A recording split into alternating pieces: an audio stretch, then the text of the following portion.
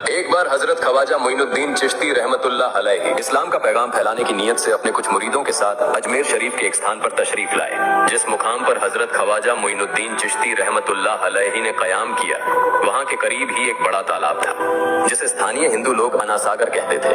उस दौर में इस तालाब की वसात और पवित्रता के कारण हिंदू समाज में इसका बहुत एहतराम किया जाता था। उनका यह अकीदा था कि जो शख्स दिन भर गुनाह करने के बाद इस तालाब में गौस्ल करता है, उसके तमाम गुनाह धुल जाते हैं। इसी वजह से वे इस तालाब को हमेशा दियों से सजाए रखते थे। कहा जाता है कि इस तालाब में हर रात दिए जलाने के लिए तकरीबन 3 मन तेल की जरूरत होती थी। तालाब की पवित्रता के कारण वहाँ सभी हिंदुओं को दाखिल होने की इजाजत नहीं थी। सिर्फ आला तबके के ब्राह्मण ही वहाँ गौस्ल कर सकते थे और तालाब के पानी को छू सकते थे। उनका यह मानना था कि अगर ब्राह्मणों के अलावा कोई और तालाब के पानी को छू ले तो पानी नापाक हो जाएगा। हजरत ख्वाजा मोइनुद्दीन चिश्ती रहमतुल्लाह अलैहि और उनके मुरीद लंबे सफर से थके हुए थे। कुछ देर आराम फरमाने के बाद जब नमाज का वक्त हुआ तो ख्वाजा मोइनुद्दीन चिश्ती रहमतुल्लाह अलैहि ने हजरत बख्तियार काकी रहमतुल्लाह अलैहि को अजान देने का हुक्म दिया। हुक्म पाकर हजरत बख्तियार काकी रहमतुल्लाह अलैहि ने अजान देना शुरू किया। उस वक्त हिंदुस्तान में तौहीद का पैगाम और अजान के अल्फाज किसी ने नहीं सुने थे। जब लोगों ने पहली बार अजान के अल्फाज सुने तो उनके दरमियान हलचल मच गई। लोग अपने घरों से बाहर आकर एक दूसरे से कहने लगे, ये फकीर लोग कहाँ से आ गए और ये क्या पढ़ रहे हैं। अजान खत्म होने के बाद हजरत ख्वाजा मोइनुद्दीन चिश्ती रहमतुल्लाह अलैहि और उनके साथियों ने अनासागर तालाब पर जाकर वुजू करना शुरू किया। जब हिंदू पुजारियों ने देखा कि एक अजनबी दरवेश उनके मखसूस तालाब का इस्तेमाल कर रहा है तो उनके दिल में गुस्से की आग भड़क उठी। एक पुजारी बोला, ये दरवेश कहाँ से आ गया? बिना हमारी इजाजत के इसने हमारे पाक तालाब को हाथ लगा दिया। हम इस तालाब को कितना मुकद्दस मानते हैं और इन मुसाफिरों ने इसे नापाक कर दिया है। इसका कोई हल निकालना ही होगा। इसके बाद हजरत ख्वाजा मोइनुद्दीन चिश्ती रहमतुल्लाह अलैहि ने तमाम साथियों के साथ मिलकर जमात के साथ नमाज अदा की। लोग ये मंजर देखने लगे और कहने लगे, ये तो कोई अजीब फकीर है। हमारे मंदिरों में सब देवी देवता मौजूद हैं और ये उनकी इबादत न करके किसी नए खुदा की इबादत कर रहा है। अगर मंदिर के बाहर भी कोई खुदा है तो उसे भी मंदिर में रखा जाना चाहिए ताकि लोग उसकी भी पूजा कर सकें। शाम ढलने लगी। शाम होते ही राजा पृथ्वीराज के ऊंटों के चरवाहे अपने ऊंट लेकर उस जगह पहुंचे। इत्तेफाक से हजरत ख्वाजा मोइनुद्दीन चिश्ती रहमतुल्लाह अलैहि उसी जगह पर तशरीफ फरमा थे जहां आमतौर पर राजा के ऊंट आराम किया करते थे। चरवाहों ने देखा कि एक दरवेश का काफिला उनके मुकाम पर आकर बैठा है।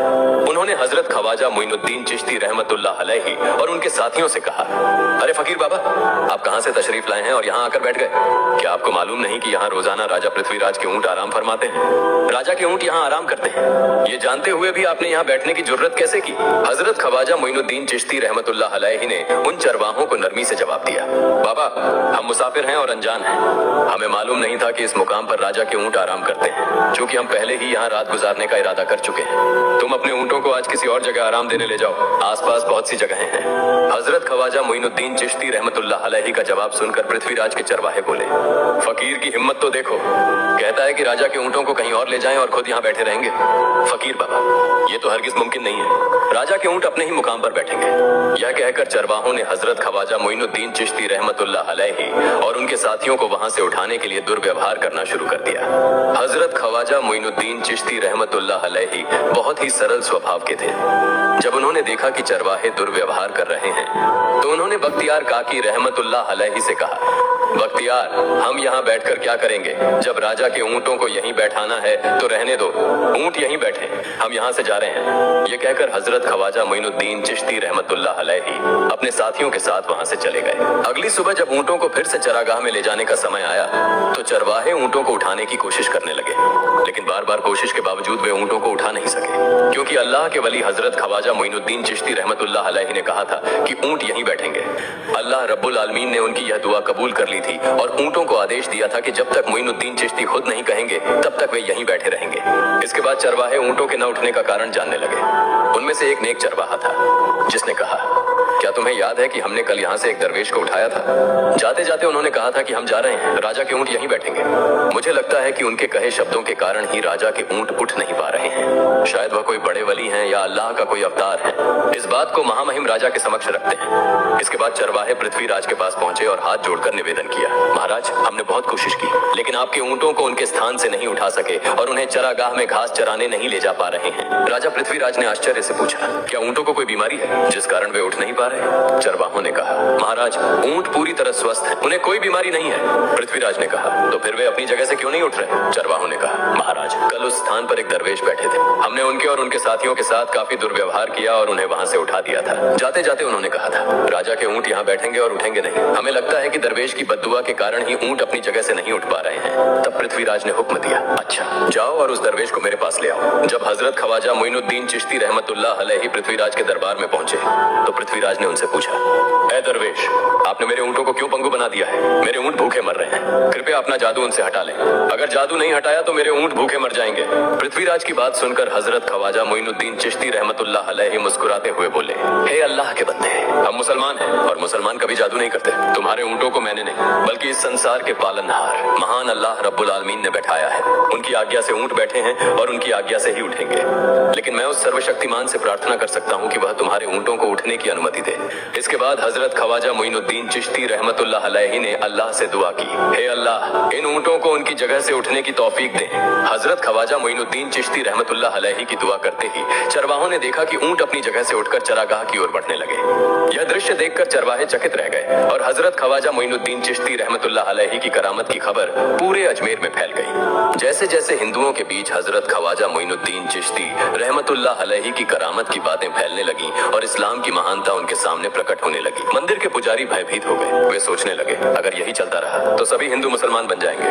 तब वे पृथ्वीराज के पास पहुंचे और निवेदन किया, महाराज, ये दरवेश हमारे राज्य में अशांति फैला रहे हैं। यदि आपने अभी इनका कोई उचित समाधान नहीं निकाला तो ये दरवेश सभी हिंदुओं को मुसलमान बना देंगे और तब हमारे देवताओं की पूजा करने वाला कोई नहीं बचेगा।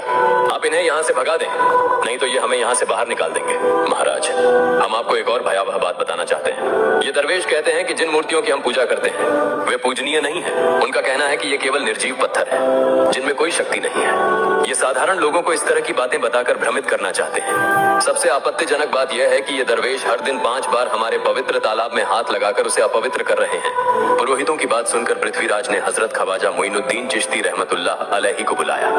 जब हजरत ख्वाजा मोइनुद्दीन चिश्ती रहमतुल्लाह अलैहि उनके दरबार में पहुंचे तो पृथ्वीराज ने कहा, ऐ दरवेश, हम देख रहे हैं कि आप हमारे धर्म के बारे में और हमारे देवताओं का अपमान करते हैं। हमारे धर्म के बारे में तरह तरह की उल्टी सीधी बातें कर रहे हैं।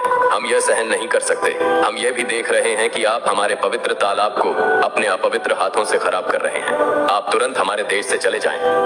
हजरत ख्वाजा मोइनुद्दीन चिश्ती रहमतुल्लाह अलैहि ने कहा, बाबा, हम लोग तो केवल वुजू करते हैं, नहाते नहीं। अगर पूरी देह के स्पर्श से आपके तालाब का पानी खराब नहीं होता है तो केवल हमारे हाथ और चेहरे के पानी से तालाब अपवित्र कैसे हो सकता है? यह सुनकर पृथ्वीराज ने कहा, वे सभी लोग हमारे धर्म के हैं जबकि तुम लोग कहीं और से आ गए हो। तुम हमारे धर्म के नहीं हो, इसलिए तुम्हारे हाथ लगाने से हमारा तालाब अपवित्र हो जाता है। तब हजरत ख्वाजा मोइनुद्दीन चिश्ती रहमतुल्लाह अलैहि ने कहा, अच्छा बाबा, हम अब आपके तालाब के पानी को हाथ नहीं लगाएंगे, लेकिन हमें पानी की जरूरत है तो हम चाहते हैं कि केवल एक बर्तन में पानी ले लें। पृथ्वीराज ने कहा, ठीक है, तुम पानी ले सकते हो, लेकिन तुम्हारा बर्तन तालाब में लगे, तुम्हारे हाथ नहीं। अगर तुम्हारे हाथ स्पर्श करें तो हम इसके खिलाफ सख्त कार्रवाई करेंगे। राजा के साथ सहमति के बाद हजरत ख्वाजा मोइनुद्दीन चिश्ती रहमतुल्लाह अलैहि ने अपने मुख्य खलीफा बख्तियार काकी रहमतुल्लाह अलैहि से कहा, बख्तियार, जाओ और राजा के तालाब से एक बर्तन में पानी ले आओ, लेकिन बहुत सावधानी से पानी लेना ताकि तुम्हारा हाथ तालाब के पानी को छू न सके।